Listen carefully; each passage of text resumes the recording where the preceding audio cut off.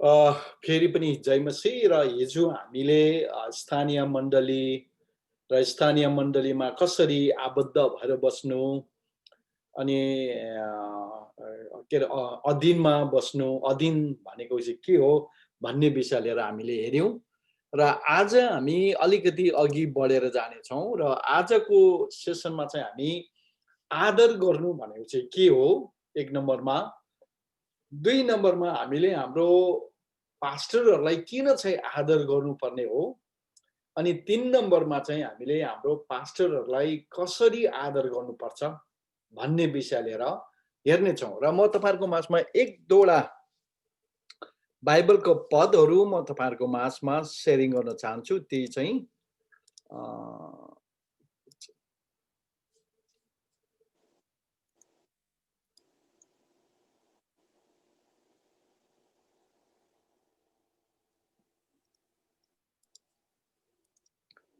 यहाँ तपाईँले पहिलो तिमोथी 5 अध्यायको 17 पदमा देख्न सक्नुहुन्छ।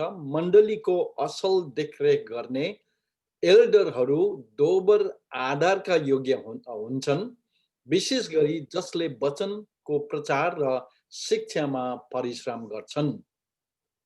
यसमा तपाईँले अलिकति याद गर्नुपर्ने कुरा चाहिँ पास्टरहरूको जिम्मेवार पनि यहाँ देख्दैछ। पास्टरहरूको जिम्मेवार चाहिँ के छ भने चाहिँ मण्डलीको देखरेख गर्ने अनि विशेष गरिकन चाहिँ केमा अरे वचन प्रचार र शिक्षामा परिश्रम गर्ने भनेर। हामी अर्को पद पनि हेर्नेछौँ।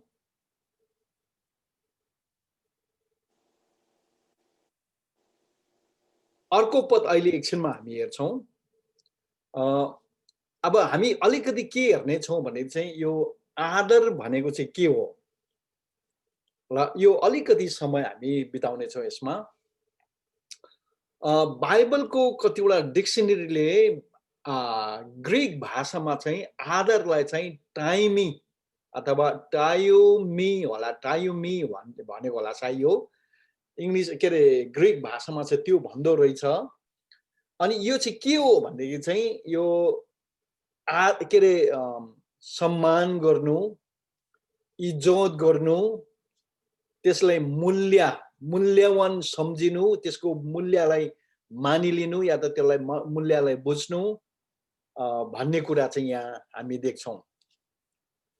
अनि विशेष गरिकन मिरियम वेबस्टर डिक्सनरीमा चाहिँ आदरलाई चाहिँ के कसरी भनेको छ भने चाहिँ कसैलाई सम्मान, प्रशंसा अनि आदरको साथमा सम्मानित गर्दै व्यवहार गर्नु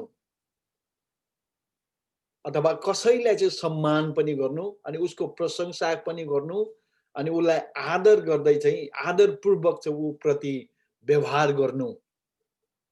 2 नम्बरमा चाहिँ आदर सहित सम्मान गर्नु। आदर गर्नु भनेको चाहिँ इज्जत साथ सम्मान गर्नु, विशेष मान्यता दिनु, सम्मान प्रदान गर्नु अनि अन्तमा यस्तो पनि लेखिएको छ कि भुक्तानीको रूपमा स्वीकार गर्नु अथवा एक्सेप्ट एज ए पेमेन्ट भनेर पनि त्यहाँ लेखेको छ। यो आदर भन्ने कुरा चाहिँ हामीले हाम्रो कार्यमा, हाम्रो शब्दमा, हाम्रो विचारद्वारा चाहिँ हामी प्रकट गर्न सक्छौँ। हामी कसैलाई आदर गर्नु छौँ भनेदेखि चाहिँ हाम्रो मुखले मात्र हैन हो, मुखले पनि, हाम्रो कामले पनि अनि हाम्रो विचारमा पनि हामीले आदर गर्नु पर्यो। तर सबैभन्दा ठुलो कुरा चाहिँ हाम्रो आदर चाहिँ कहाँबाट सुरु हुनुपर्छ भन्दाखेरि चाहिँ यदि तपाईँले यशाया 29 को 13 पदलाई पढ्नु हो भने चाहिँ यी मानिसहरूले चाहिँ मलाई मुखले मात्रै आदर गर्छ तर उनीहरूको हृदय भनेको चाहिँ टाढो छ भनेको छ। तर वास्तवमा आदर भन्ने कुरा चाहिँ सबैभन्दा पहिले चाहिँ हाम्रो हृदयमा सुरु हुनुपर्छ। हृदयबाट सुरु भएको आदरलाई चाहिँ कुनै पनि समस्याले त्यसलाई लानु सक्दैन, मेटाउनु सक्दैन। हृदयबाटको आदर र यस कारणले गर्दा हाम्रो आदर चाहिँ कहाँबाट सुरु हुनुपर्छ भन्दाखेरि चाहिँ हाम्रो हृदयदेखि सुरु हुनुपर्छ सबैभन्दा पहिलो कुरा चाहिँ। यसैले गर्दाखेरि हामीलाई आदरको विषयमा अध्ययन गर्नु अति नै खाँचो छ। जब हामी चाहिँ अरूको अधीनमा बस्नुपर्छौँ है भन्दै गर्दाखेरि चाहिँ हामीले कतिवटा कुरालाई नबुझेको कारणले गर्दाखेरि, नजानेको कारणले गर्दाखेरि चाहिँ हामी के सोच्छौँ भने चाहिँ अर्काको अधीनमा बस्नु भनेको चाहिँ हाम्रो क्षति भएको जस्तो लाग्छ। हामीलाई नोक्सान भएको जस्तो लाग्छ। हामीले हाम्रो स्वतन्त्रतालाई गुमाएको जस्तो लाग्छ है। हाम्रो मानवीयतालाई हामीले गुमाएको जस्तो लाग्छ। हाम्रो स्वइच्छालाई पनि हामीले गुमाएर हामी कसैको अधीनमा, कसैको गुलामी भएर बसेको जस्तो लाग्छ। तर सत्य कुरा चाहिँ तर त्यो चाहिँ सत्य होइन। तर वास्तवमा परमेश्वरले वास्तवमा हामी चाहिँ कसैको अधीनमा बस्नु भनेको चाहिँ एउटा के हो भने चाहिँ हाम्रो निम्ति एउटा ठुलो आशिषको कुरा हो। उदाहरणको लागि हामी हेरौँ, यो हामी सरकारको अधिकारीहरूको अधीनमा हामी बस्छौँ। उदाहरणको लागि हामी पुलिसको अधीनमा बस्छौँ। यसो विचार गर्नुहोस्, आज कुनै देशमा कुनै पनि कानुन नहुनु, त्यो देशका मान्छेहरूले जे पायो, आफूलाई जे इच्छा लाग्यो त्यही गर्यो भनेदेखि तपाईँ र मेरो सुरक्षा कहाँ जान्छ होला? यसो विचार गर्नुहोस् न है। कहीँ न कहीँ हाम्रो परिवारमा होस्, हामी कसैको अधीनमा, परिवारमा सबै नानीहरू बाबुआमाको अधीनमा, स्कुलमा स्टुडेन्टहरू टिचरहरूको अधीनमा, काम गर्ने जागिर गर्ने ठाउँमा चाहिँ त्यहाँको मालिक र अब नेपालतिर के भन्छ कुनी साहु है, उनीहरूको अधीनमा, कम्पनीमा गएर त्यहाँको बोसहरूको अधीनमा है, हामी सरकारी अधीनमा, हामी भन्सार तिर्छौँ, हामी देशको अधीनमा बस्छौँ। किनभने त्यो अधीनभित्र बस्दाखेरि चाहिँ हामी आफैलाई फाइदा छ, हामी आफैलाई सुरक्षा छ, हामी आफैको उन्नति हुने ठाउँ हुन्छ। यदि त्यो नहुनु भनेदेखि आज हामी कमजोर मानिसहरूलाई चाहिँ जसको शक्ति त्यसको भक्ति हुन्थ्यो, उनीहरूले आएर चोरचार गरेर जेसुकै पनि गर्नु सक्थ्यो। तर उनीहरूको अधीनमा बसेकोले गर्दाखेरि आज फाइदा कसलाई छ? हामीलाई फाइदा छ। वास्तवमा परमेश्वरले रच्नु भएको सबै अधीनताभित्र चाहिँ परमेश्वरले उहाँको आशिषहरू, उहाँको प्रोभिजन भन्छ इङ्ग्लिसमा, नेपालीमा प्रबन्धहरू, उहाँको शक्तिको सबै स्रोत चाहिँ त्यो अधीनभित्र राखिदिनु भएको छ। त्यसरी नै हामी जब मण्डलीको अधीनमा जान्छौँ या त पास्टरको अधीनमा जान्छौँ, त्यहाँदेखि पास्टरको अधीनमा हुँदाखेरि हामी मण्डलीको अधीनमा हुन्छौँ। मण्डलीको अधीनमा अथवा पास्टरको अधीनमा बस्दै गर्दाखेरि चाहिँ हामीले के पाएको हुन्छौँ भने चाहिँ हामीले चाहिँ पास्टरद्वारा हामीले पाउनुपर्ने आशिषहरू पाइराखेका हुन्छौँ। परमेश्वरले हाम्रो आवश्यकताहरूलाई उहाँको दास पास्टरद्वारा चाहिँ हाम्रो आवश्यकतालाई पुरा गर्दै गरेको हुन्छ। पास्टरले पैसा दिने भनेको होइन, तर पास्टरले जुन आशिष तपाईँको जीवनमा बोलिदिन्छ नि, त्यो आशिषको शक्तिले चाहिँ तपाईँ मौलाउनु थाल्छ, तपाईँ वृद्धि हुनु थाल्छ, तपाईँ बढ्नु थाल्नुहुन्छ अनि सबै कुरामा तपाईँलाई आशिष हुँदै हुँदै जान्छ। यस कारणले गर्दाखेरि कसैको अधीनमा बस्नु भनेको चाहिँ उनीहरूको दास भएर उनीहरूले जे भन्छ त्यो गर्दै बस्नु भनेको होइन, तर हामी आशिषको स्रोतभित्र चाहिँ प्रवेश गर्नु, एउटा शक्तिको स्रोतभित्र प्रवेश गर्नु भनेको।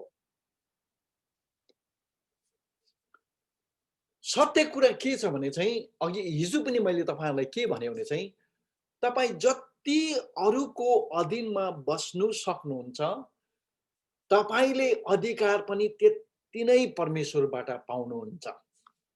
मैले हिजो पनि भन्दै थिएँ, यदि तपाईँ भूत आत्माहरूप्रति अधिकार गर्नु चाहनुहुन्छ, त तपाईले हकार्दाखेरि त्यो भागेर गएको तपाईँ चाहनुहुन्छ भने तपाईले अधिकारको मूल्यलाई बुझ्नु पर्यो, अधिकारको खास महत्त्वलाई तपाईले बुझ्नु पर्यो, जान्नु पर्यो। हामी बाइबलमा एउटा कप्तानलाई देख्छौँ नि, कप्तानको छोरी नोकर उसको घरको नोकर एकजना बिमारी हुँदाखेरि यीशुलाई आएर भन्नुहुन्छ, प्रभु मेरो घरमा मेरो नोकर बिमार छ। यीशुले भन्नुहुन्छ, हुन्छ म आएर निको पार्छु। अनि त्यति बेला त्यो कप्तानले के भन्छ, "होइन प्रभु, तपाईँ मेरो घरमा आइराख्नु पर्दैन। तपाईँले यहीँबाट वचन बोलिदिनुहोस्, उनीहरू त्यहीँनिरको हुन्छ" भनेर। किनभनेदेखि यो कप्तानले चाहिँ अधिकार भन्ने चाहिँ के हो भन्ने कुरा स्पष्ट प्रकारले जानेको थियो। उसलाई थाहा थियो आर्मीको शासनमा अधिकार भन्ने चाहिँ के हो। म तपाईँलाई एउटा सानो उदाहरण दिन चाहन्छु। 2-3 जना केटाहरू, जवान केटाहरू लाउरेमा भर्ती हुनु गएछ अरे है। अनि सबैभन्दा पहिलो उनीहरूको इन्टरभ्यू चाहिँ त्यहाँको इन्टरभ्यू गर्ने मान्छेले चाहिँ सो भन्यो अरे, गएर त्यो रुखलाई उखेल त भनेर यत्रो रुखको बोटलाई चाहिँ उखेल्नु लायो अरे। अनि नम्बर 1 केटा र नम्बर 2 केटा त जाँदै गएन अरे। यो हुनै सक्दैन। त्यो रुख त मैले उखेल्नु सक्ने नै होइन, त्यो गएर पनि के फाइदा भनेर ऊ 2 जना चाहिँ जाँदै गएन अरे। तेस्रो केटालाई भन्यो अरे, ल जा तँ गएर त्यो रुखलाई उखेलेर ल्याए भनेर। त्यो केटाको पालो उठेर गएर त्यो रुखलाई समाउँछ अरे, हल्लाउनु खोज्छ अरे, रुख हल्लिएको भए पो के हुन्छ अरे, कति कोसिस गरे अरे, सकेन अरे। अनि त्यो इन्टरभ्यू गर्ने मान्छेलाई उसलाई बोलाएर उसलाई चाहिँ पास गराए अरे। किनभनेदेखि चाहिँ उसले अधिकारको मूल्यलाई जानेको थियो। अनि एकपल्ट जब के अरे अर्डर दिन्छ नि, जब एउटा आज्ञा दिन्छ, उनीहरूले चाहिँ त्यो गएर गरेरै छाड्थ्यो। त्यो है अधिकार भनेको चाहिँ त्यो अधिकारको मूल्यलाई जान्ने। अब हामीले चाहिँ मण्डलीको पास्टरलाई चाहिँ किन चाहिँ आदर गर्नुपर्ने त अब है? Why do we have to honor our local pastor? हाम्रो मण्डलीको लोकल पास्टरलाई चाहिँ हामीले किन चाहिँ आदर गर्नु परेको त अब? यो कुरा अलिकति हामी हेर्नेछौँ है। हामी किन चाहिँ हाम्रो स्थानीय मण्डलीको पास्टरलाई आदर गर्नु? हामी एउटा एउटा बाइबलको पद तपाईँहरूको माझमा सेयर गर्न चाहन्छु। यहाँ हिब्रू 13 को 17 पदमा यसरी लेखेको छ, तिमीहरूका अगुवाहरूको आज्ञा पालन गर। के गर्नु अरे? आज्ञा पालन गर्नु भनेर यहाँ भन्दैछ। र तिनीहरूका अधीनमा बस।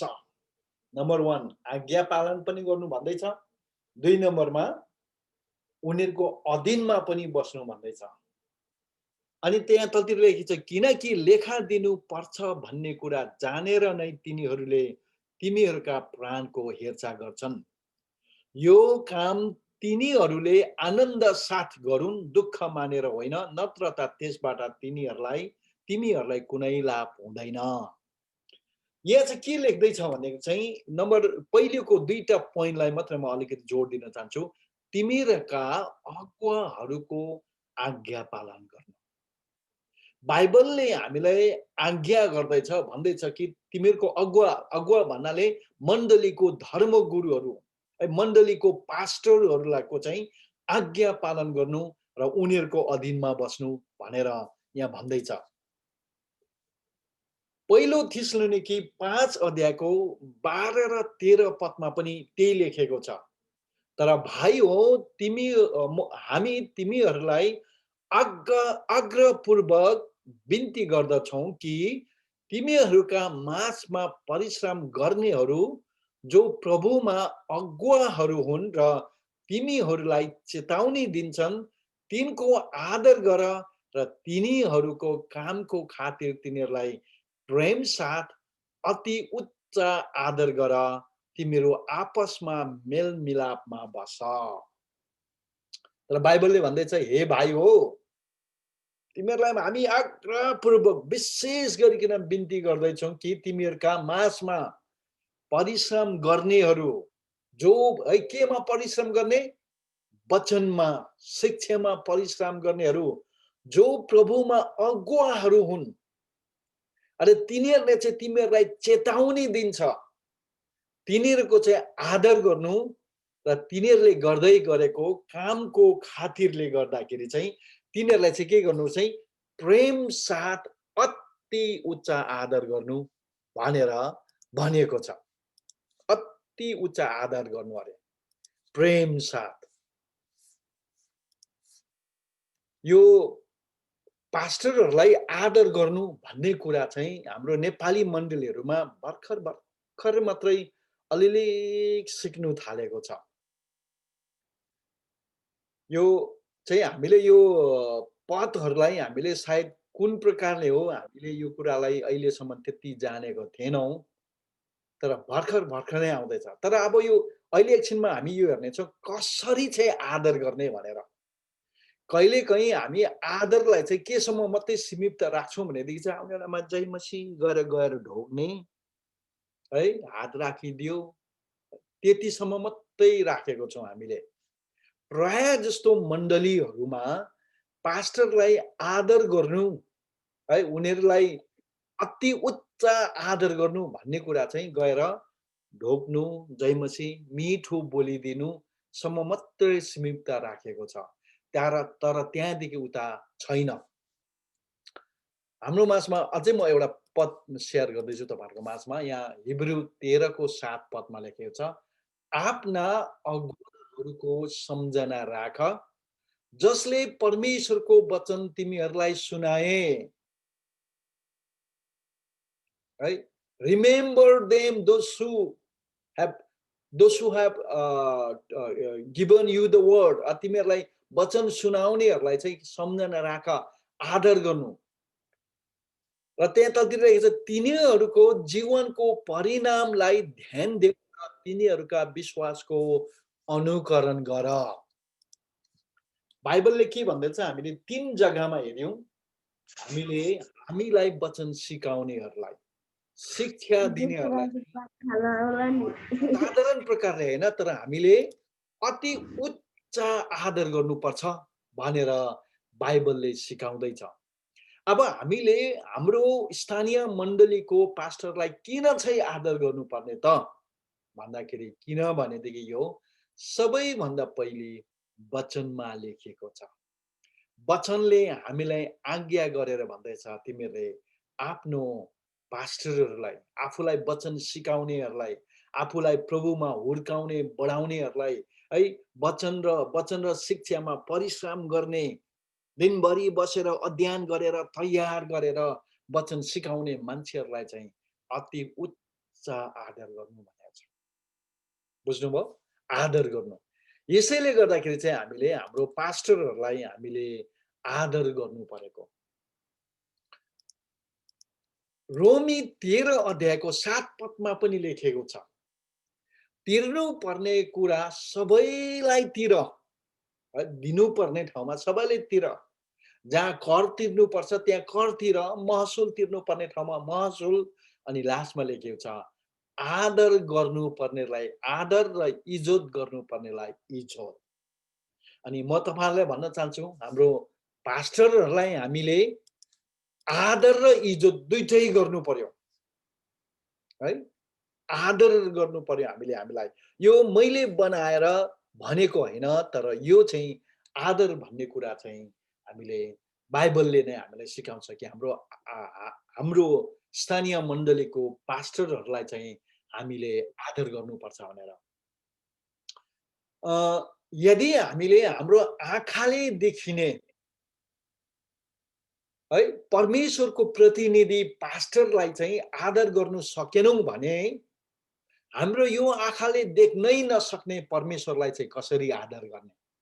हामी धेरैजना भन्छौं, म मान्छेलाई चाहिँ होइन तर परमेश्वरलाई आदर गर्छु भनेर। हामी धेरैचोटि भन्छौं, म मान्छेलाई चाहिँ हैन तर यीशुलाई, क्रिस्चियनलाई चाहिँ हैन तर ख्रीष्टलाई चाहिँ म माया गर्छु भनेर भन्छ। यो कहाँबाट आएको यो शब्द? सायद महात्मा गान्धीबाट आएको होला यो कुरा, यो भनाइ। तर यो भनाइलाई तपाईलाई राम्ररी हेर्नुभयो भनेदेखि चाहिँ त्यहाँ सत्य छैन, है। तपाईले नि मण्डलीका पास्टरसँग जस्तो व्यवहार गर्नुहुन्छ नि, त्यो चाहिँ तपाईले परमेश्वरसँग नै के अरे परमेश्वरलाई नै त्यो व्यवहार गरेको बराबर हो। यदि तपाईले पास्टरलाई ढाट्नु हुँदैछ, अनादर गर्नु हुँदैछ, पास्टरको आलोचना गर्नु हुँदैछ, पास्टरको पछाडि तपाईले कुरा गर्नु हुँदैछ, पास्टरको विषयमा तपाईले अरूलाई के अरे हल्ला फैलाउनु हुँदैछ भनेदेखि चाहिँ वचन हिजो पनि हामीले हेर्यौं, वचन अनुसार चाहिँ तपाईले के गर्नु हुँदैछ भने चाहिँ तपाईले परमेश्वरको आलोचना गर्नु हुँदैछ, परमेश्वरको अनादर गर्नु हुँदैछ, परमेश्वरको कुरा नसुनेको बराबर हुन्छ। यदि तपाई स्थानीय मण्डलीको पास्टरसँग चाहिँ डराउनु हुन्न है, तर म चाहिँ परमेश्वरसँग डराउँछु भनेर भन्नु हुँदैछ भने तपाई झुटोमा हुनुहुन्छ।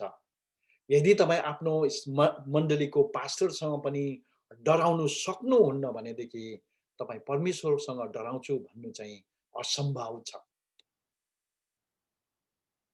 इङ्ग्लिशमा यसरी लेखेको छ, it is impossible to honor God without honoring his representative pastor. आदर है, हामीले हाम्रो पास्टरलाई आदर नगरिकन परमेश्वरलाई आदर गर्नु चाहिँ असम्भव छ। किन भनेदेखि परमेश्वरले चाहिँ पास्टरलाई चाहिँ तपाईको मण्डलीमा चाहिँ तपाईको मण्डलीलाई देखभाल गर्नुको निम्ति, देखरेख गर्नुको निम्ति, आत्मामा आत्मिक पालन पोषण गर्नुको निम्ति चाहिँ परमेश्वर आफैले नै, तपाईले प्रेरित 20 को 28 पद अनुसार चाहिँ पवित्र आत्माले नै उनीहरूलाई चाहिँ ती बगालको गोठालो बनाएको हो। वास्तवमा भन्नु हो भनेदेखि हामी सबै एउटै हौं। पास्टरलाई चाहिँ परमेश्वरले अनेक ठुलो देख्ने, विश्वासीहरूलाई चाहिँ तल देख्ने होइन। वास्तवमा हामी सबैजना बराबर हौं है। पास्टरलाई चाहिँ स्पेशल ट्रिटमेन्ट अनि विश्वासीहरूलाई चाहिँ बेग्लै किसिमको ट्रिटमेन्ट परमेश्वरले गर्नुहुन्न। परमेश्वरको नजरमा हामी कोही पनि सानो ठुलो छैनौं। तर हिजो मैले भने तपाईलाई मण्डलीमा, तपाईलाई मैले कोरिन्थीको पुस्तकबाट तपाईलाई भनेको थिएँ कि मण्डलीमा चाहिँ सबै कुरा चाहिँ सुव्यवस्थित प्रकारले होस् भनेर।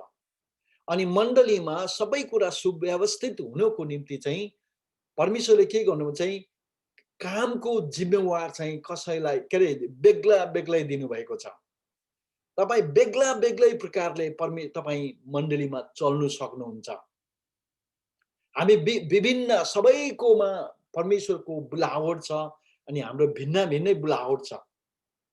भिन्नै हाम्रोमा ट्यालेन्टहरु, खुबीहरु छ, परमेश्वरले हामीलाई दिनुभएको छ। हिजो मैले तपाईलाई भन्दै थिएँ, के भन्दै थिएँ भन्दाखेरि चाहिँ मलाई चाहिँ प्रचार गर्नु दियो भनेदेखि म 1 घण्टा डेढ घण्टासम्म चाहिँ प्रचार गर्छु। दिनमा 2-3 चोटि पनि प्रचार गर्न सक्छु। तर गीत गाउनु र नाच्नु चाहिँ भन्यो भने चाहिँ अगाडि गएर थरर कामेर लाज लागेर रातोनो पिरो भएर आउँछ म। किन होला? किन भनेदेखि परमेश्वरले हामीलाई विभिन्न जिम्मेवार दिएर मण्डलीमा राख्नु भएको छ। यसकारणले पास्टरको जिम्मेवार जो उहाँले पाउनु भएको छ, पास्टरको अभिषेक दिएर, पास्टरमा हुने खुबीहरु दिएर परमेश्वरले मण्डलीमा पास्टरलाई राखेको हुन्छ र उहाँमा भएको बुलावट र उहाँमा भएको अभिषेकलाई चाहिँ हामीले आदर गर्दै चाहिँ उहाँको अधीनमा हामी बस्नु परेको कारण चाहिँ त्यो हो।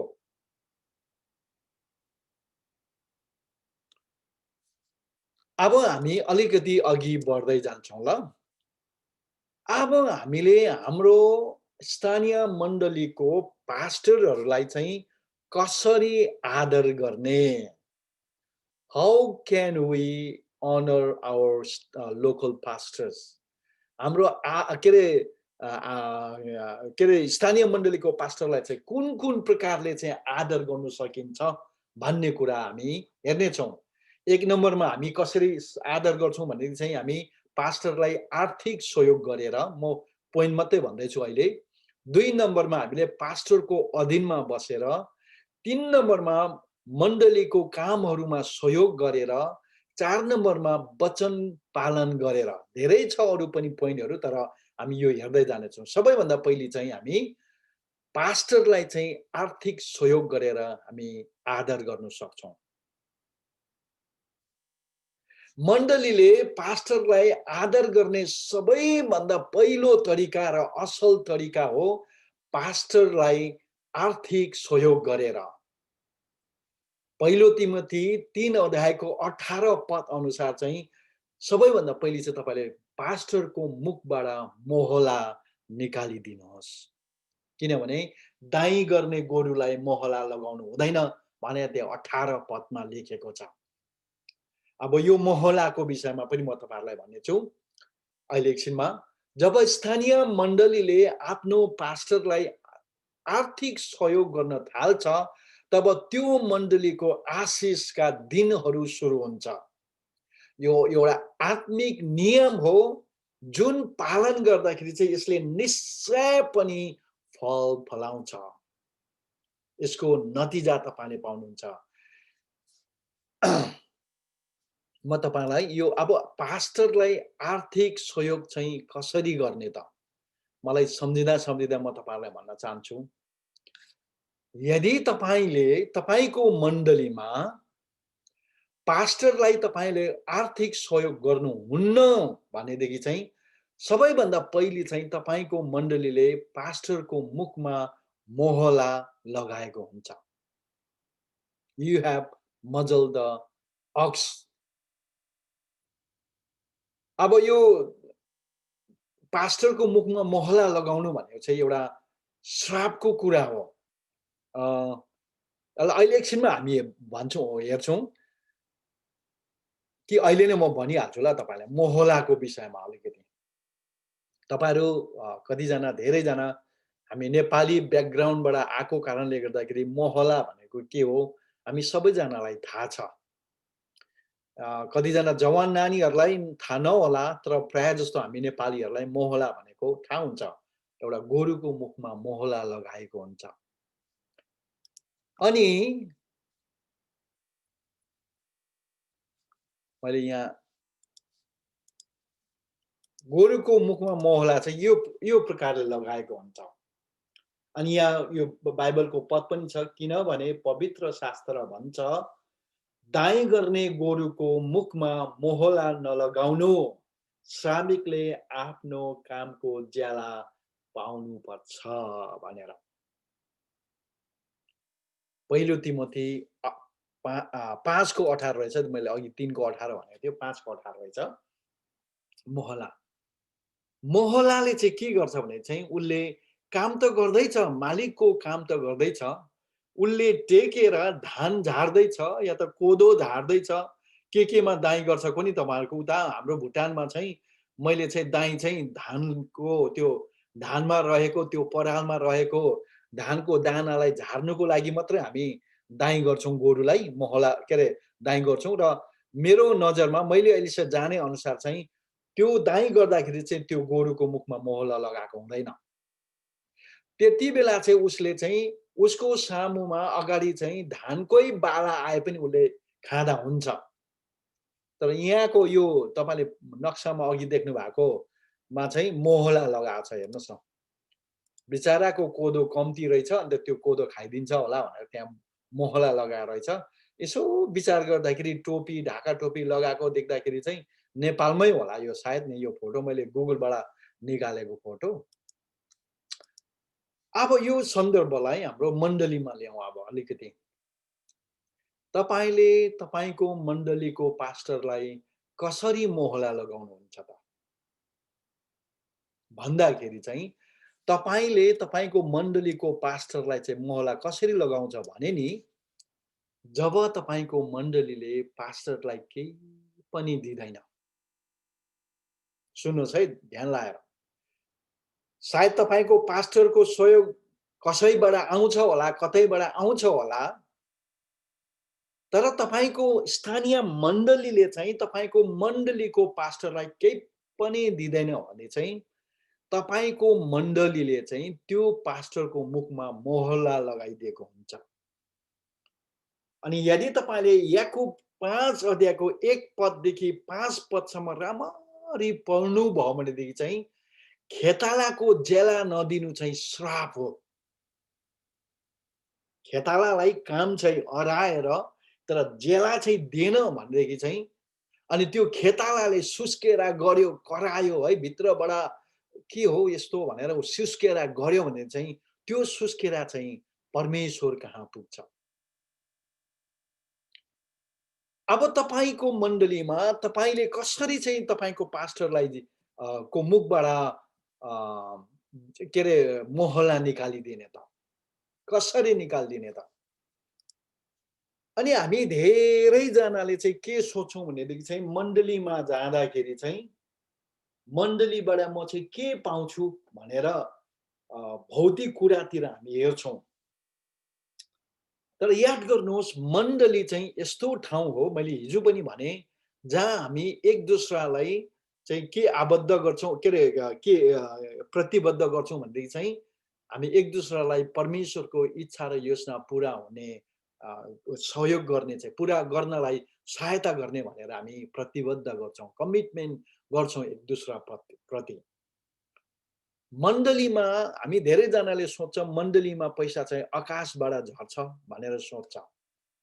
तर प्रिय मित्र, तपाईको मण्डलीको मा चाहिएको खर्च चाहिँ तपाईको मण्डलीबाट नै निस्किनुपर्छ। होला सायद तपाईहरुको मण्डलीमा कयौँचोटि कता न केही होला। तर यदि तपाईको मण्डलीले तपाईको पास्टरलाई आर्थिक सहयोग गर्दैन भनेदेखि चाहिँ तपाईको पास्टरको मुखमा तपाईले मोहल्ला लगाएको हुन्छ।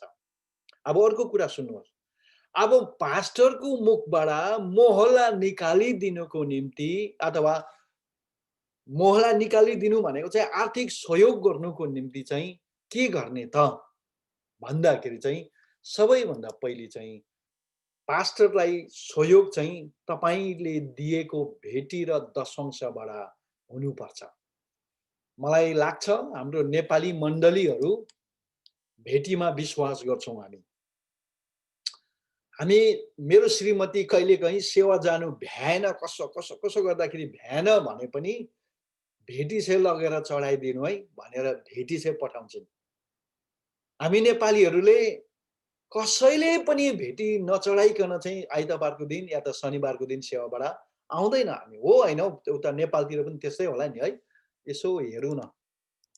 हो भनेको भने चाहिँ सबैले भेटिदिन्छ भने चाहिँ यसो हात उठाइदिनुहोस् न तपाईँहरूले। है, हामी नेपालीहरूले भेटी नदिकन चर्चबाट फर्केर आउँदैनौँ। तर अब रह्यो यहाँ भेटी मात्र होइन फेरि, किनभने भेटी चाहिँ प्राय जस्तो सबैभन्दा सानो नोट चाहिँ भेटीमा जान्छ क्या, सबैभन्दा सानो। अनि त्यसले चाहिँ मण्डली चलाउन सक्दैन।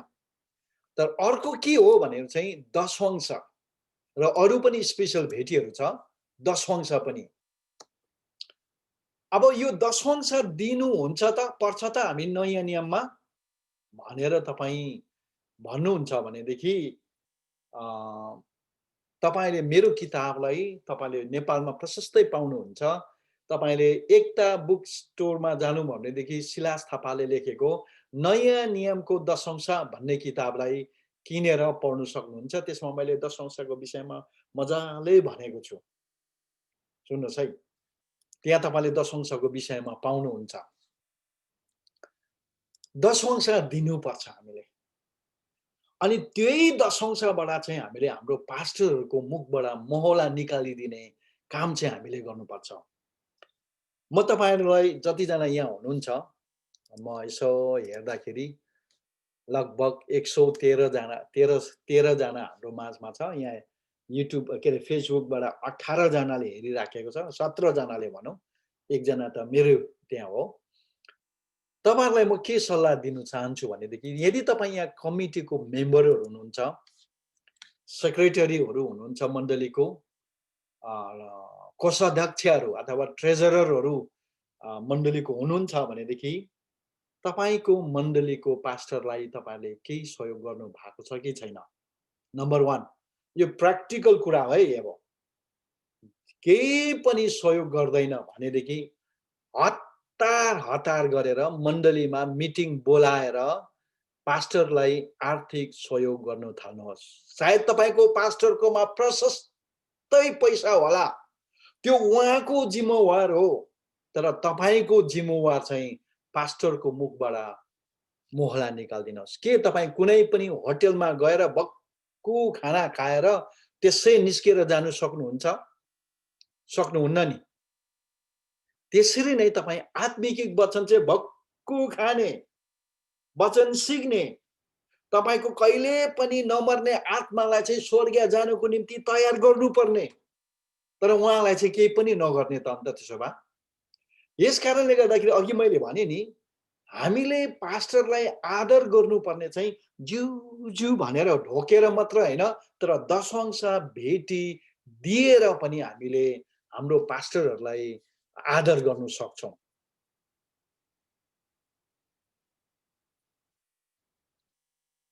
है म तपाईहरुको माझमा अर्को पनि एउटा वचन शेयर गर्न चाहन्छु।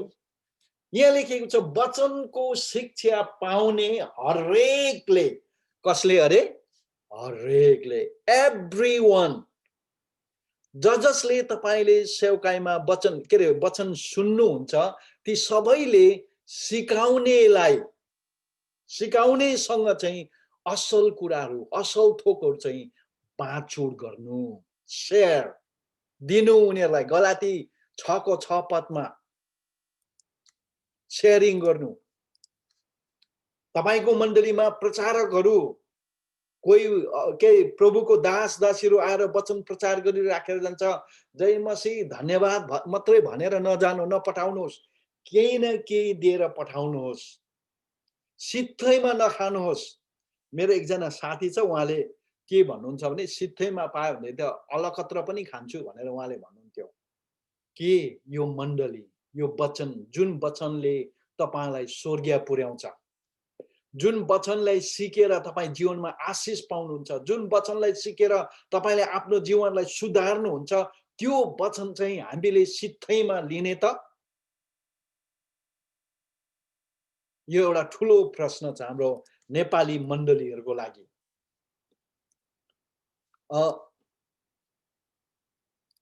अब म तपाईलाई एउटा कुरा भन्छु है त।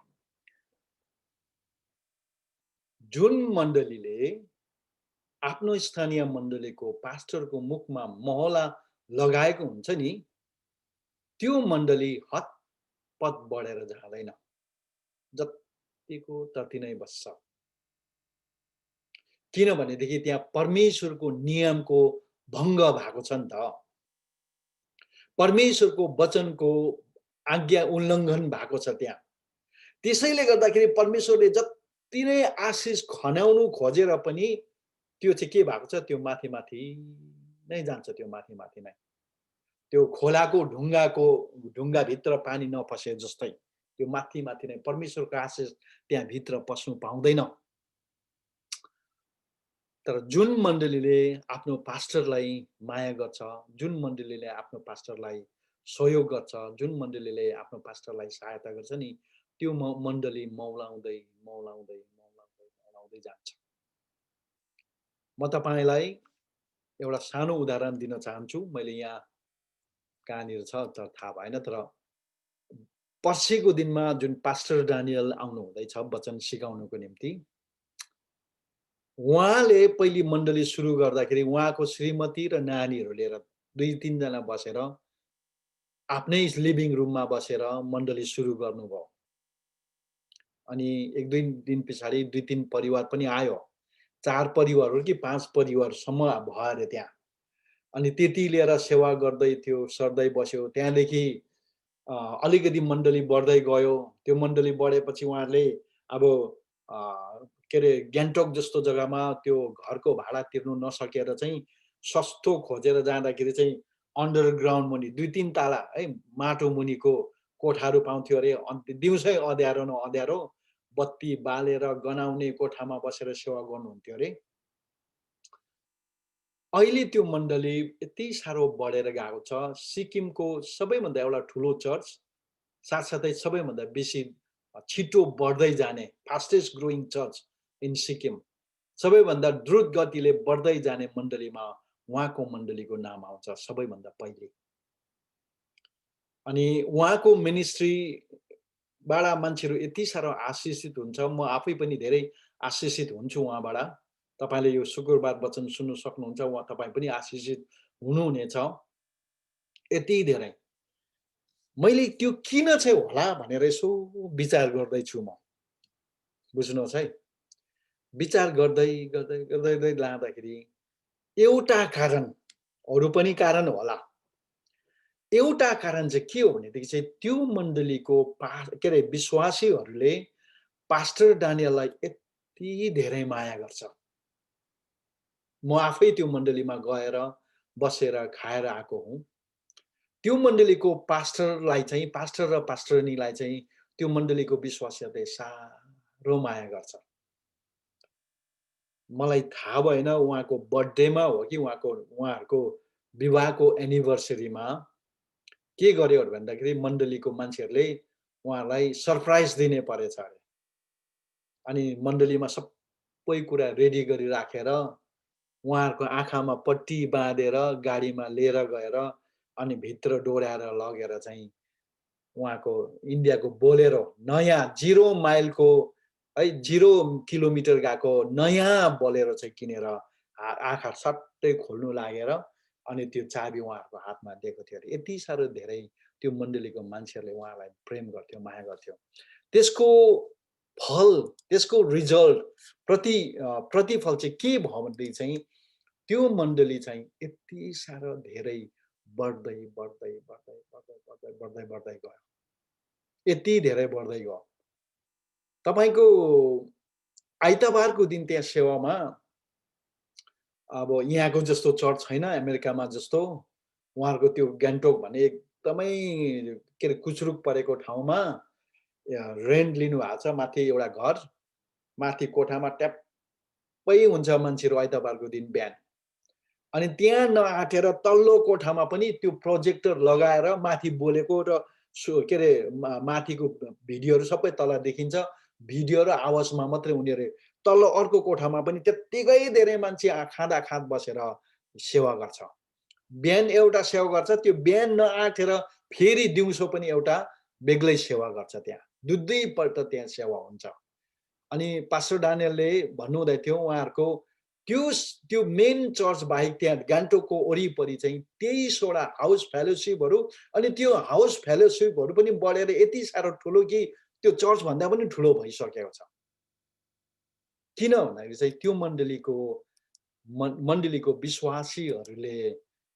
विश्वासीहरूले चाहिँ त्यो मण्डलीको पास्टरलाई साह्रो माया गर्छ अनि आदर गर्छ। अनि अर्को कुरा त्यो मण्डलीले त्यो पास्टरको मुखबाट चाहिँ त्यो मोहला फुकालिदिएको छ। जब जब त्यो मण्डलीले चाहिँ आफ्नो पास्टरको मुखबाट मोहला निकाल्छ नि तब त्यसले चाहिँ के गरिदिन्छ भने चाहिँ आशिषको लागि ढोका खोलिदिन्छ। आशिषको लागि ढोका खोलिदिन्छ। अनि त्यो चाहिँ एकदमै ठुलो आशिषको कुरा हो। म मेरो आफ्नै मण्डलीको पनि गवाई दिन सक्छु। मैले सोचेको थिएँ हाम्रो पास्टर एसोसिएट पास्टरलाई चाहिँ ल्याएर आज म गवाई दिनु लाउनु पर्यो भनेर मैले सोचेको थिएँ। तर उहाँको श्रीमती जस्तै डिसेम्बर 8 तारिकको दिन मात्रै प्रभुमा सुत्नु भएकोले उहाँ शोकित परिवारलाई लिएर आउनु सकिनँ मैले। तर हाम्रो मण्डलीमा पनि के भयो भने चाहिँ 2009 जुन 21 तारिक 2009 मा हामीले हाम्रो मण्डली इमानुएल इन्टरनेसनल चर्च सुरु गर्यौं। एउटा एपार्टमेन्टमा 2टा बेडरुम भएको एपार्टमेन्टमा हामीले सुरु गर्यौं। अनि सुरु गरेको महिना नै के भयो भने चाहिँ हाम्रो मण्डलीको पास्टर अथवा मण्डलीको अगुवाहरू र कति कमिटीहरू मिलेर चाहिँ मलाई के गर्यो भने चाहिँ यो चाहिँ तपाईको तलब हो भनेर मलाई $193 जुलाई महिनाको 1-2 तारिक होला सायद। 1 महिना पछाडि, 1 महिना अलिकति 40 दिन लगभग 40-45 दिन पछाडि उहाँहरूले ल्याएर मलाई $193 दिनुभएको थियो। $193।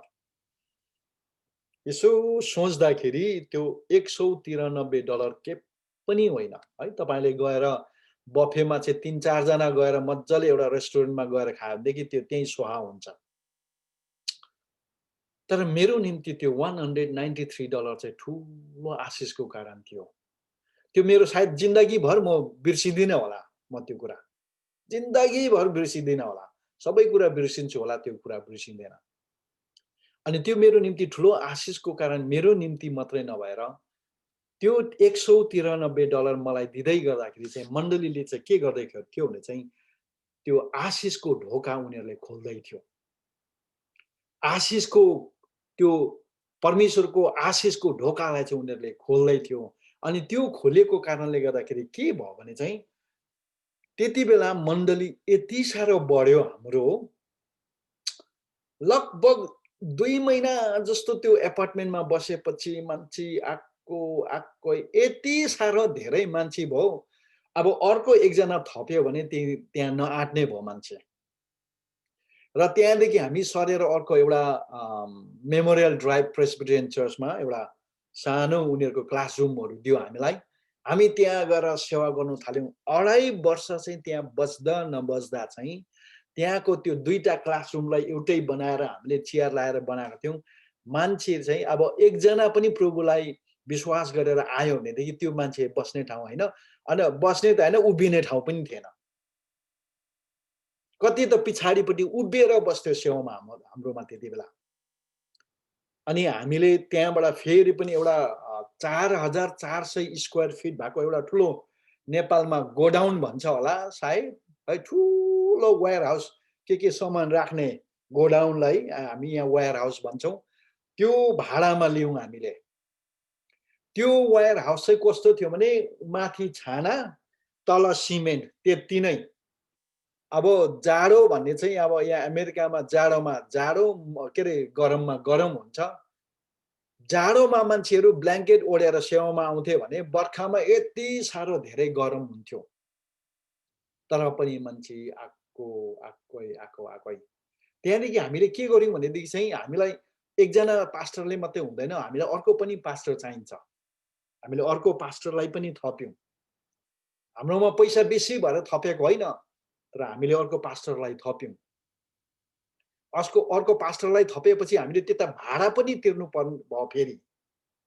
र हामीले अझै पनि के प्लान गर्यौँ भने चाहिँ अब हामीले चर्चमा उठेको पैसाबाट पनि हामीले दशंश दिनुपर्छ भनेर चाहिँ हामीले चर्चबाट उठेको पैसाले हामीले इन्डियामा एउटा वेस्ट बेङ्गलको जयगाउँ भन्ने ठाउँमा एउटा हामीले नानीहरू, अनाथ नानीहरूलाई ल्याएर हामीले त्यहाँ पाल्न थाल्यौँ है, दिनु थाल्यौँ। हामी 100% हाम्रै चर्चका पैसाले त्यहाँ हामीले सहयोग गरिराखेको छ अहिले। अनि त्यो हुँदा हुँदै त 2017 को जुलाई महिनामा त होइन, मे महिनामा त परमेश्वरले हामीलाई आफ्नै चर्च भवन दिनुभयो। मलाई चर्च भवन किनेको लिएकोमा हामीलाई त्यति घमन छैन मलाई, तर मलाई घमन केमा छ भने चाहिँ जब मण्डलीले आफ्नो पास्टरलाई आदर गर्नु सिक्यो, जब मण्डलीले चाहिँ आफ्नो पास्टरको मुखबाट चाहिँ मोहला निकालिदियो नि, तब के भयो भनेदेखि चाहिँ त्यो मुखबाटको मोहला निकालेपछि चाहिँ मण्डलीमा आशिषको ढोका खोलियो, आशिष ओइरिनु थाल्यो, जनमा पनि बढ्दै गयो, धनमा पनि बढ्दै गयो। मैले तपाईँलाई गवाई भन्नु थाल्यो भनेदेखि यस्तो थुप्रो गवाईहरू छ जो कुराहरू म तपाईँलाई अहिले भनिरहनु सक्दिनँ होला सायद। नम्बर 1 मा तपाईँलाई म भन्न के चाहन्छु भने चाहिँ यदि तपाईँको मण्डलीमा तपाईँको पास्टरलाई तपाईँहरूले आर्थिक सहयोग गर्नुहुन्न भने, सायद पास्टर धनी मनी होला, सायद उहाँकोमा प्रशस्त पैसा होला, तर चर्चको कोषबाट केही कुरा छुट्याएर दिएर हेर्नुहोस्, 1 वर्ष पर्खेर हेर्नुहोस्, त्यसको नतिजा के हुँदो रहेछ। यदि तपाईँले मलाई सक्नुभयो भनेदेखि मेरो फेसबुकमा तपाईँले मलाई सिलास थापा पेजमा गएर मलाई मेसेज लेख्नुहोस्, पास्टर खै त हामीले पास्टरलाई सहयोग गरेको 1 साल भयो, केही पनि भिन्नता भएको छैन भनेर मलाई भन्नुहोस्। म तपाईँलाई ग्यारेन्टी दिन्छु, जब तपाईँले पास्टरलाई सहयोग गर्नु थाल्नुहुन्छ त्यो मण्डली त्यत्तिकै आशिषित भएर जान्छ। अर्को 2 नम्बरमा चाहिँ पास्टरको अधीनमा बसेर भनेको छ।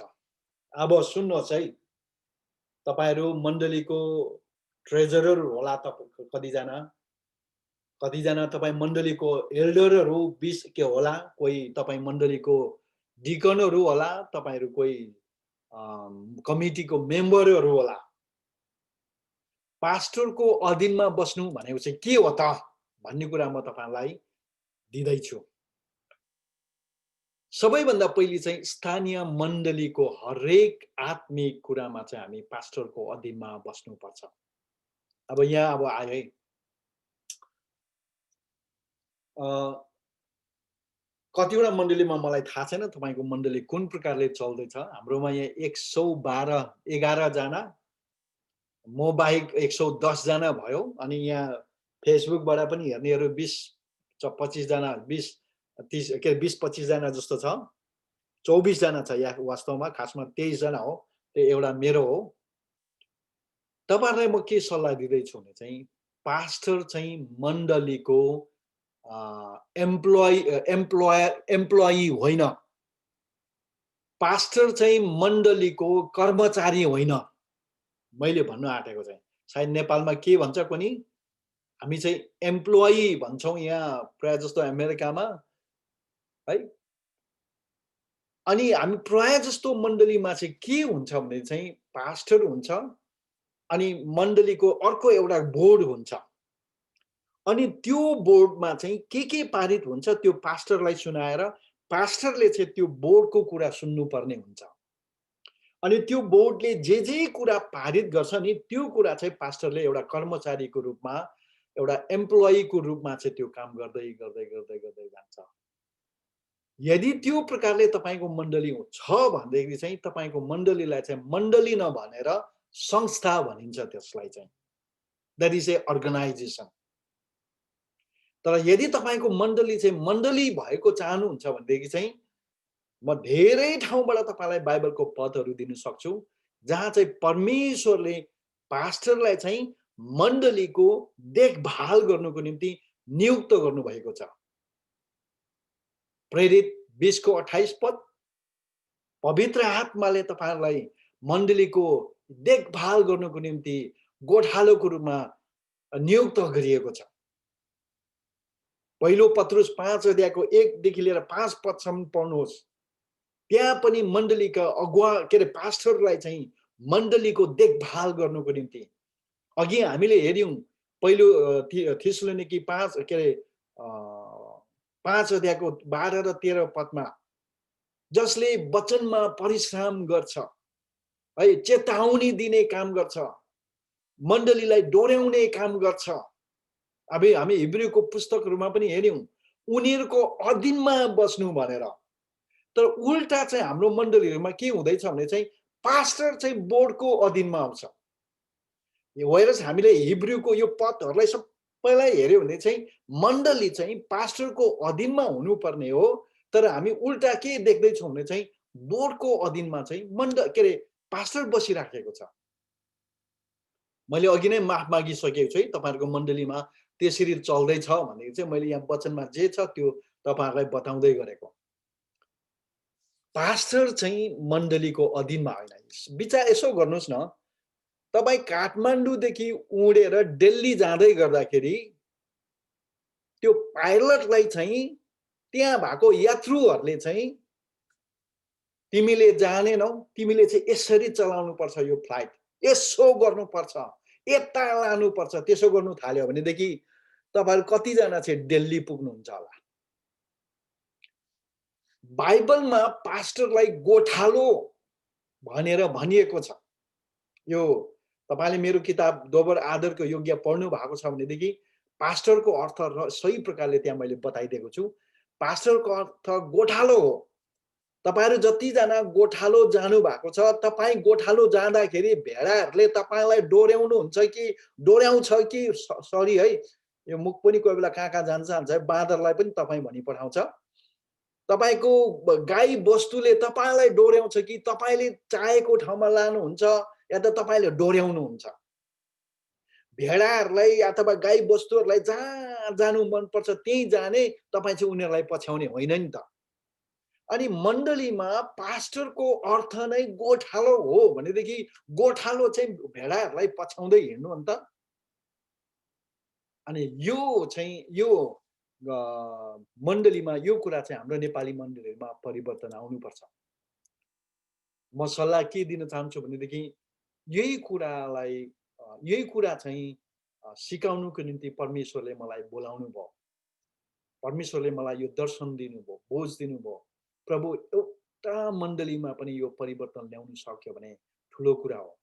आज तपाईहरु यहाँ जतिजना हुनुहुन्छ, तपाईहरु 100 जनाले यो मैले भनेको कुरालाई नपत्याउनु भए पनि एटलिस्ट एकजनाले गरेर आफ्नो मण्डलीमा एकजनाले एउटै मण्डलीमा पनि परिवर्तन आयो भनेदेखि म सफल सम्झिन्छु, एकदमै सफल सम्झिन्छु। यस कारणले गर्दाखेरि पास्टर चाहिँ तपाईको के अरे तपाईको अधीनमा हैन, तर पास्टरको अधीनमा चाहिँ तपाईहरू बस्नुपर्छ।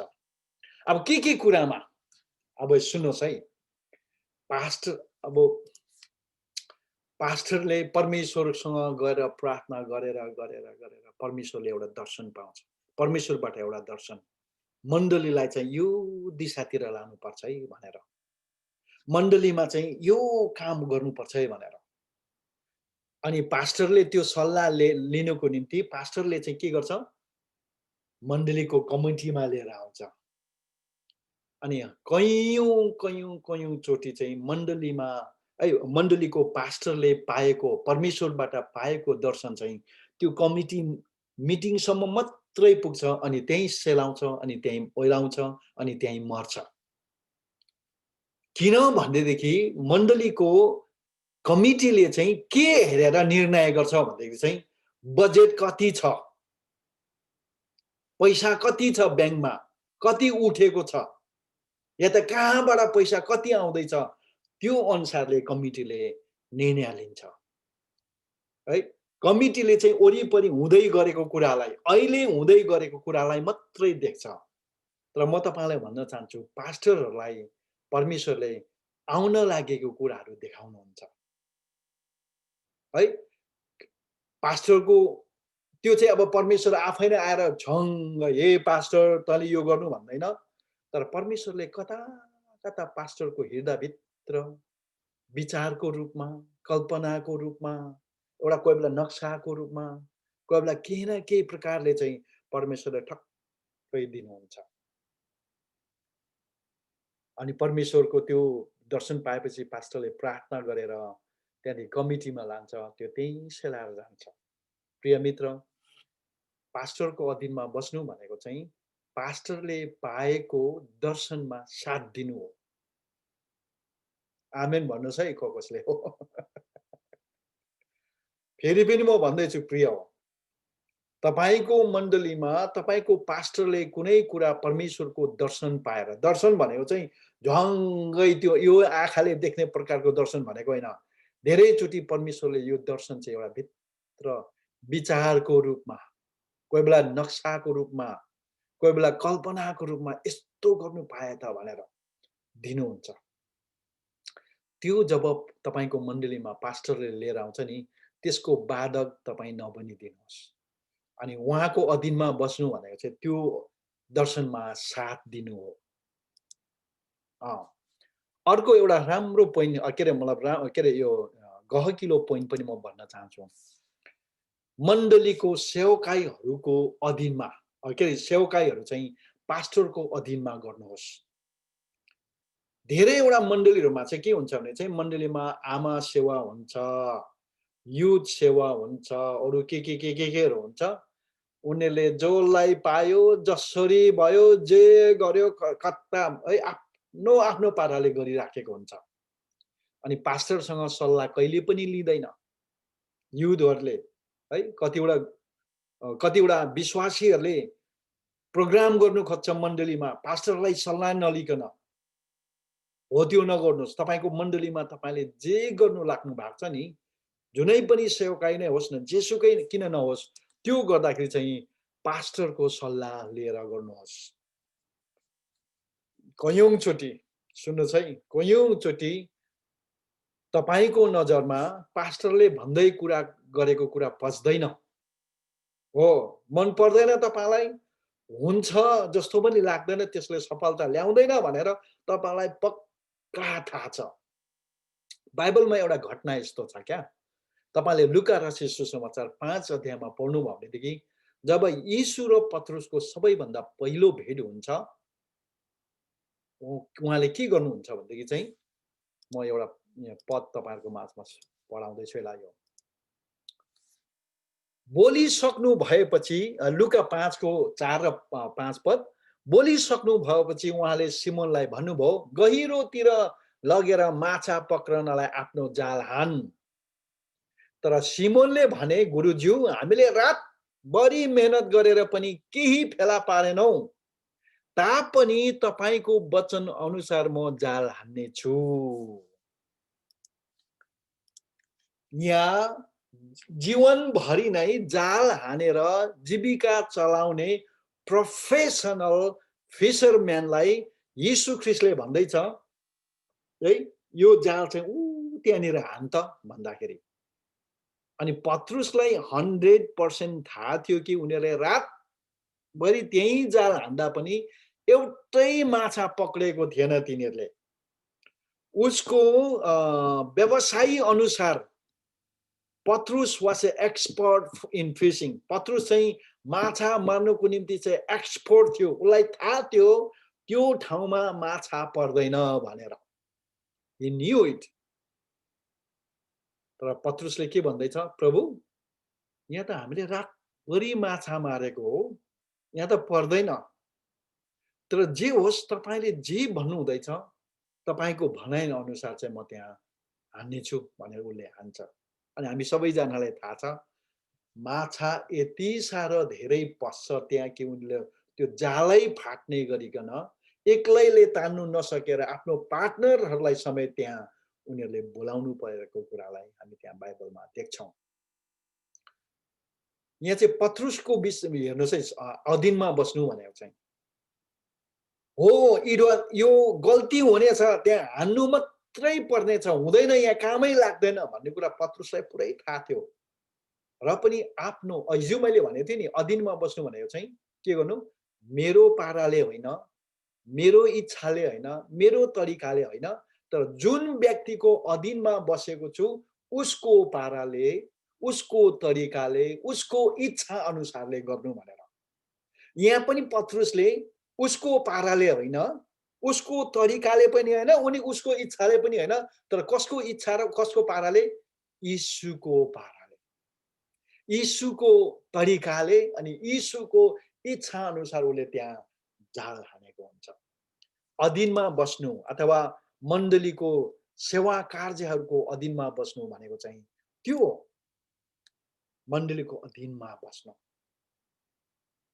यस कारणले गर्दाखेरि मण्डलीमा तपाईको जे कामहरू हुन्छ, पास्टरको अनुमति र सल्लाह अनुसारले तपाईले गर्नुहोस्। अनि म तपाईलाई भन्न चाहन्छु, प्राय जस्तो पास्टरले चाहिँ तपाईले गर्दै गरेको सेवाकाईमा कहिले पनि बाधा दिँदैन, अझै खुसी हुन्छ, अझै खुसी हुन्छ। तपाई भन्नुहोस्, प्रभुले मलाई यस्तो गरिब दुखीलाई गएर सहयोग गर्ने चाहना आउँदैछ मेरोमा, त पास्टर म के गरौँ? पास्टरले जाऊ गर, डु इट फेथफुली, विश्वासयोग्य भएर तपाईले गर्न सक्नुहुन्छ।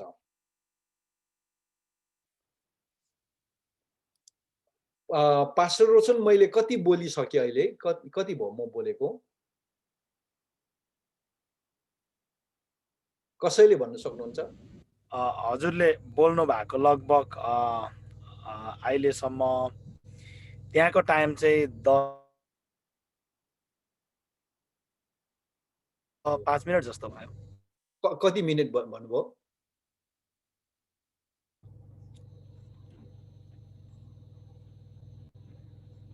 म जे होस्, मैले सुनिन। त्यसो भए हजुरले अझै 9:21 त भइसकेको छ, हजुरले कति समयसम्म लिनुहुन्छ? म अब एउटा उदाहरण दिएर म सिध्याउँछु नि ल। हुन्छ बस। यो चाहिँ अब यो पास्टरको अधीनमा बस्नु भन्ने कुरामा म अलिकति जोड दिँदैछु र यहाँ एउटा बाइबलको अरू एउटा पदहरू म तपाईहरुको माझमा राख्न चाहन्छु। यहाँ मैले माथि शीर्षकमा दिएको छु, मण्डलीका अरू अगुवाहरूलाई जे गर्नु मन परे पनि पास्टरको अनुमति बिना नै गर्दा के हुन्छ भन्ने एउटा अति असल उदाहरण। लेवी 10 को 1 देखि लिएर 2 पदसम्म। हारूनका छोराहरू नदाब र अबिहुले आफ्नो धुपौरो लिएर त्यसमा आगो भरे र त्यस आगोमा धूप हालेर परमप्रभुले आज्ञा नगर्नु भएको आगो हालेर उहाँको सामु चढाए। यसकारण त्यतिखेर परमप्रभुबाट आगो निस्केर उनीहरूलाई भस्म पार्यो र उनीहरू परमप्रभुको सामु मरे। यो अभिहरू यो अभि के अरे नादाब र अभियु चाहिँ हारुनको छोराहरू थिए। अनि हारुन चाहिँ त्यस बेलाको त्यहाँको प्रधान पुजारी। सुन्नुहोस् है, त्यहाँको प्रधान पुजारी। अब पास्टरलाई नै प्रधान पुजारीहरू नभने पनि हामी त्योसँग तुलना चाहिँ गर्न सक्छौं। प्रधान पुजारी। अनि यी के अरे नादाब र अभियु चाहिँ को थिए भने चाहिँ हारुनलाई सहयोग गर्ने मान्छेहरू थियो। अनि बाबुलाई दिन रात सहयोग गर्दा गर्दा गर्दा उनीहरूले परमेश्वरको आराधना या परमेश्वरलाई बलिदान कसरी चढाउनु पर्छ भन्ने कुरा उनीहरूलाई सबै कुरा थाहा भइसकेको थियो, जानिसकेको थियो। अनि उनीहरूले के चाहिँ सोच्यो भने चाहिँ त्यहाँदेखि उनीहरूले यो बुढो हारुनलाई के चाहियो बित्थामा, यो बुढो भइसक्यो, हामी आफै पनि गएर गर्न सक्छौं त अन्त, के हामी चाहिँ परमेश्वरले हाम्रो चाहिँ बलिदान ग्रहण गर्नुहुन्न र भनेर उनीहरूले चाहिँ आफै गएर धुपाउरोमा आगोमा धुपाउरोमा त्यो यो गर्नु थाले तिनीहरूले। अनि त्यो गर्दाखेरि चाहिँ त्यहाँ के भयो भने चाहिँ इङ्ग्लिसमा स्ट्रेन्ज फायर भन्छ है, नेपालीमा स्ट्रेन्ज फायरलाई के भन्छ कुनै मलाई थाहा छैन, तर यहाँ नेपालीमा चाहिँ आज्ञा नगर्नु भएको आगो, परमेश्वरलाई थाहा नभएको आगो। त्यहाँ चाहिँ हारुनले चाहिँ चढाउनु पर्ने ठाउँमा के गर्यो, यी दुईजनाले चढाएको छ। मैले भन्नु चाहेको चाहिँ यहाँ चाहिँ के हो भनेदेखि चाहिँ तपाईले पास्टरलाई नसोधी काम गर्दाखेरि तपाईँ मर्नुहुन्छ मर्छ भनेर भन्नु चाहेको होइन। मर्नुहुन्न होला सायद, हामी नयाँ नियममा छौं, परमेश्वरको अनुग्रहमा छौं, तर के चाहिँ मर्दै जान्छ भने चाहिँ हाम्रो आत्मिक जीवन चाहिँ अलिकति भए पनि हाम्रो आत्मिक जीवनमा क्षति भइराखेको हुन्छ। हाम्रो आत्मिक संसारमा हामीले केही न केही चाहिँ गुमाउँदै गरेको हुन्छ। यस कारणले गर्दाखेरि तपाईँ मण्डलीको अधीनमा बस्नु र मण्डलीको पास्टरको अधीनमा बस्नु भनेको चाहिँ त्यो हो। हामी भोलिको दिनमा अलिकति अझै अलिकति एक दुईवटा कुराहरू हेर्नेछौँ यही विषय लिएर, र हामी भोलिको दिनमा मण्डलीमा के चाहिँ चाहिन्छ, विशेष एउटा हुर र हारुनको सेवकाई र विद्रोह भनेको चाहिँ के हो भन्ने कुरा हामी भोलि हेर्नेछौँ। तर म आज तपाईलाई यो चुनौती दिएर छोड्दिन चाहन्छु।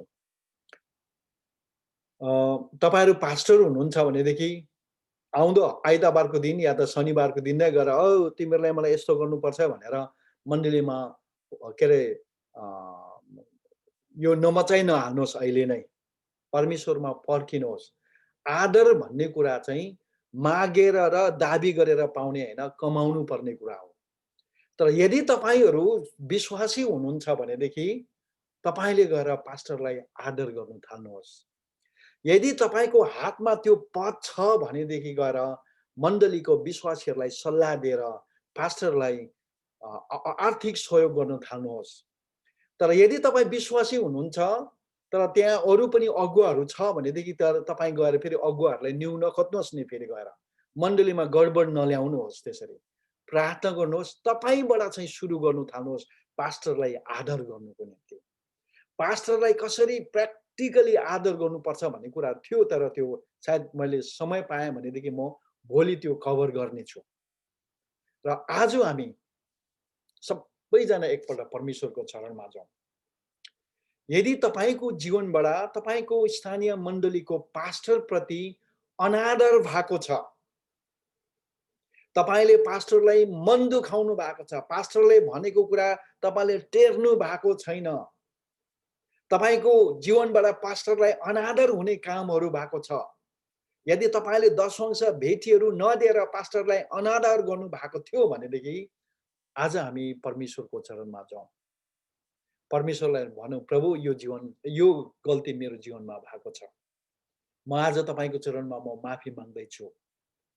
अनि हुनु सक्यो भनेदेखि तपाईले आफ्नो पास्टर कहाँ गएर पनि माफी माग्नुहोस्। माफी माग्नु साह्रो कुरा हो। तर तपाईले गएर मुख खोलेर आँट गरेर माफी माग्नु भयो भने नि तपाईको जीवनमा कस्तो किसिमको आशिषको खोला बग्नु थाल्छ म तपाईलाई अहिले नै ग्यारेन्टी दिएर म भन्छु म तपाईलाई तपाईले आशिषको खोलाहरू बगेको तपाईको जीवनमा तपाईले पाउनुहुनेछ आउनुहोस् हामी आँखा बन्द गरौँ हामी केही छिन प्रार्थना गरौँ प्रभुसँग है प्रभुलाई भनौँ प्रभु मैले मेरो जीवनमा यदि मेरो पास्टरको विरुद्धमा मैले कुनै गल्ती गरेको छु मैले पास्टरको विरोध गरेको छु पास्टरको आलोचना गरेको छु पास्टरको कुरा गरेको छु अरूसँग या त कति ठाउँमा तपाईहरु पास्टरलाई मन दुखाएर पास्टरलाई चोट पारेर मण्डली फुटाएर जानु भएको होला त्यसको बेग्लै शिक्षा छ त्यो तपाई आत्मज्ञानी भएर पनि नबस्नुहोस् तर प्रभुसँग तपाई गएर माफ माग्नुहोस् अनि सक्यो भनेदेखि गएर आफ्नो पास्टर कहाँ गएर पुरानो पास्टर कहाँ गएर माफी माग्नुहोस् तपाईं यसको मतलब तपाईको चर्च त्यही लिएर जानु भनेको हैन तर तपाईले भन्नुहोस् पास्टर तपाईको विरुद्धमा मैले गल्ती गरे मलाई माफ गर्नुहोस् भनेर तपाईको पुरानो पास्टरहरु पनि यदि तपाईको मण्डली छुटा छुट भएर है भना भन भएर यता उति भएर छुट्टिएको छ भने पनि ती पास्टरहरुलाई गएर माफ माग्नुहोस् क्षमा माग्नुहोस् परमेश्वरसँग पनि पश्चाताप गर्नुहोस् म तपाईलाई भन्न चाहन्छु परमेश्वरको आशीष तपाईको मण्डलीमा अनि तपाईको जीवनमा प्रशस्तै मात्रामा आउन थाल्नेछ आउनुहोस् हामी एकछिन प्रार्थना गर्नेछौं ल हामी एकछिन चुप लागेर बसौं र प्रभुलाई भित्रबाट सोध्नुहोस् प्रभु मैले गरेको यदि त्यस्तो किसिमको गल्तीहरू छ भने मलाई देखाइदिनुहोस्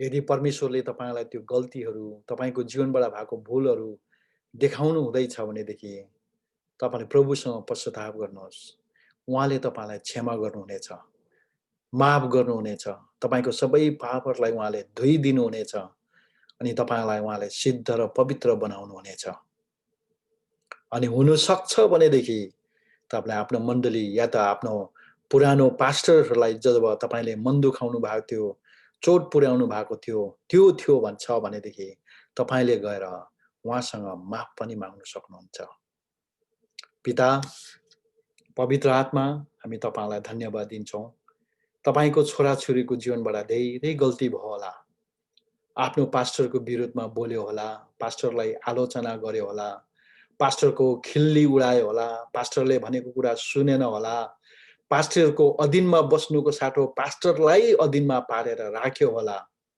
परम प्रभु तपाईको आफ्नो छोराछोरीलाई क्षमा गरिदिनुहोस् परमेश्वर पिता क्षमा गरिदिनुहोस् प्रभु तपाईको छोराछोरीलाई त्यो आँट त्यो बल र ताकत दिनुहोस् ताकि उहाँहरू गएर प्रभु आफ्नो गल्तीलाई स्वीकार गर्दै आफ्नो पास्टर कहाँ फर्केर गएर माफी माग्नु सकेको होस् भनिकन प्रार्थना छ तपाईले सहायता गर्नुहोस् मद्दत गर्नुहोस् येशूको नाममा आमेन